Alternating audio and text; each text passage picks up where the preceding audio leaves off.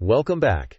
Don't forget to subscribe, hit the bell, and leave a like. Enjoy the video. Early in the morning, Dylan, a 45-year-old white man with a stocky build, was startled awake by the noise next door. Irritated, he peeked out the window to investigate. The house next door had new tenants, a large, muscular black man around 40 years old. Dylan narrowed his eyes as he watched two police officers step out of the man's house. Without hesitation, Dylan opened his front door and yelled, "Hey, you criminal! Keep it down, will you? It's too early for this nonsense. Don't make the police come back and take you to jail." The man, Zion, stood silently, his expression unreadable as he adjusted the boxes on his porch. Dylan, feeling smug after his outburst, turned back toward his house. As he did, his gaze landed on a large box sitting near his property line. Annoyed, he stomped over and kicked it hard, sending it tumbling across the pavement. "Get this trash off my land," he barked. Finally, Zion spoke, his deep voice calm but firm. "Why are you damaging my property?" Dylan sneered, his voice rising. "Your junk is on my side. I ought to throw it in the trash. You should be thanking me for not doing worse." "Don't you dare talk to me like that!" Zion's jaw tightened, and his hands balled into fists as he stepped closer to Dylan, his towering frame casting a shadow over him. For a moment, tension crackled in the air as if a fight was imminent. But then Zion closed his eyes, taking a long, measured breath. Without a word, he picked up his box and carried it inside, leaving Dylan standing there, triumphant. Dylan smirked, misinterpreting Zion's restraint as fear. "That's right," he muttered to himself. "Knew you'd back down. Probably scared I'd call the police again." Feeling victorious, Dylan returned to his morning coffee, blissfully unaware of one crucial truth. Zion's presence in the neighborhood wasn't just inconvenient. It was dangerous. The threat Zion posed to Dylan wasn't something he could outrun or bully away. The following morning, Dylan heard a knock at his door, sharp and insistent. Annoyed, he swung the door open, already expecting the unwelcome sight of Zion. Sure enough, there he was, holding a plate of cookies, his face a careful mask of politeness. "I made these to introduce myself," Zion said, his voice calm, almost too calm. Dylan's expression soured instantly. "I don't need to be neighborly with your kind," he barked, his words snapping through the air like a whip.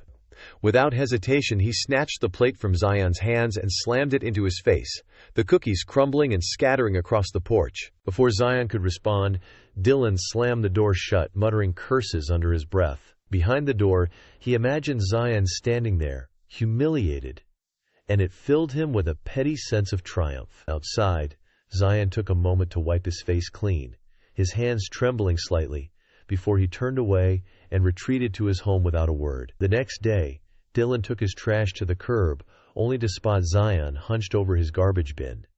The man's broad shoulders stiffened when he noticed Dylan approaching. For a moment, Zion froze as if caught in the act of some unspeakable crime. "What the hell do you think you're doing?" Dylan barked. "I was just looking for something," Zion stammered, his voice barely above a whisper. Dylan sneered, his contempt curling his lips. "Figures! Trash like you belongs in the trash." He didn't wait for an explanation. With an exaggerated swing, he hurled the bag of garbage he was carrying straight at Zion. Hit from him. It hit with a sickening thud, spilling coffee grounds and rotting leftovers onto Zion's shirt. "There," Dylan said, his tone dripping with venom. "Take your pick, you filthy rat." He didn't bother watching Zion's reaction, turning on his heel and stomping back to his house, slamming the door behind him. Zion stood there for a long moment, wiping the mess off his shirt with slow, deliberate movements.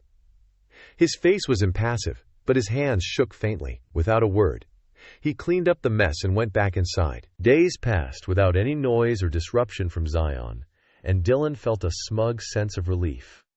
Maybe, he thought, the man had finally learned his place. But that illusion shattered one afternoon when Dylan glanced out his window and spotted Zion standing by his own, holding a pair of binoculars and pointedly staring at Dylan's house. Rage bubbled in Dylan's chest.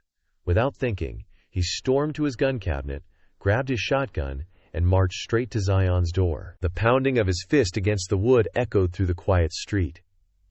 "Open the damn door!" he shouted.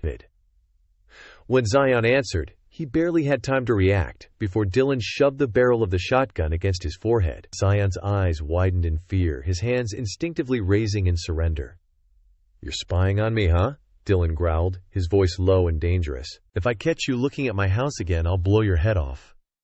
Zion's voice wavered. "I won't do it again. Please don't shoot." Dylan sneered at the man's trembling form, his finger hovering over the trigger for a moment longer before he finally lowered the gun. "You're lucky I'm feeling generous," he spat, turning to leave. "But don't think I'll let it slide next time." As Dylan stormed back to his house, he didn't notice the quiet intensity in Zion's eyes as the man closed the door, nor could he foresee the storm that was about to crash down on his life. That very night, in the dead of night, as Dylan slept soundly, an unusual noise from the living room pulled him awake. Instantly, his instincts kicked in. He grabbed his iPad and checked the security cameras. It was Zion. He had broken into the house and was trying to crack open the safe in the living room. Dylan sneered at, "That damn rat's dead tonight. I'm going to catch him." Quietly, he retrieved his gun and made his way down to the living room. As he approached, something caught his eye. The secret door leading down to the basement was wide open. Dylan's calm composure slipped into a cold panic. He rushed to the basement, where he found Zion, phone in hand, filming the stash of drugs surrounding them. The entire basement was a warehouse of illicit substances, piles of drugs in every form, machinery to process them, and even a section dedicated to growing cannabis. At the sound of Dylan's footsteps, Zion quickly tucked his phone away, but it was too late. Dylan pointed the barrel of his gun directly at Zion's forehead and spoke in a low, deadly voice. "Typical of a rat, sneaking into others' homes to steal. But, unlucky for you, you picked the wrong house. The house of a drug lord." Zion's face drained of color, his voice shaking with panic. "Please don't kill me. I'll leave. I won't say anything, I promise. Just let me go." Dylan's eyes were cold. He had heard this before, the same begging. He wasn't moved. "No, the only thing that stays silent is the dead." A twisted smile curled on his lips as he squeezed the trigger, sending a bullet straight into Zion's heart. Zion crumpled lifeless to the floor. Dylan grinned, thinking he had just disposed of another worthless thief. He felt no guilt for taking a life. Instead, he retrieved a sharp knife, still chuckling to himself, muttering, "You'll be fertilizer for my plants." Just as he was about to dismember Zion's body, the sudden blast of gunfire from outside shattered his thoughts. Dylan grabbed his weapon, ready to confront whoever dared disrupt his territory. But then, something impossible happened. Zion, covered in blood but seemingly unaffected by the bullet, sprang to his feet as if nothing had happened. Dylan stood frozen, unable to comprehend what he was seeing. Zion flashed a smirk, meeting his eyes, and said, "You've been tricked." Before Dylan could react, the door flew open, and police officers swarmed in, taking him down in seconds. It wasn't until they had him in handcuffs that Dylan finally fought back, struggling and screaming, "Let me go! That bastard deserves to die!" But it was too late.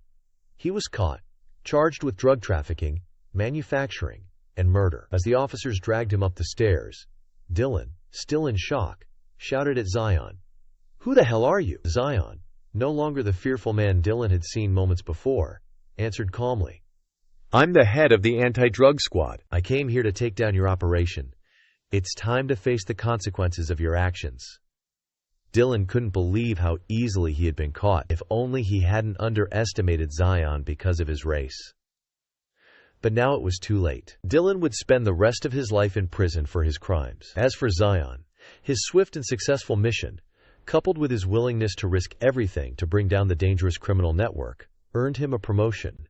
In his acceptance speech, Zion said, "I hope one day this world will be free of crime, and that racial discrimination will be eradicated from every mind." Here on Karma's Twists, we share the most impactful stories of karma and justice that the world needs to see. Don't miss a single moment of good triumphing over evil. Join our community and subscribe.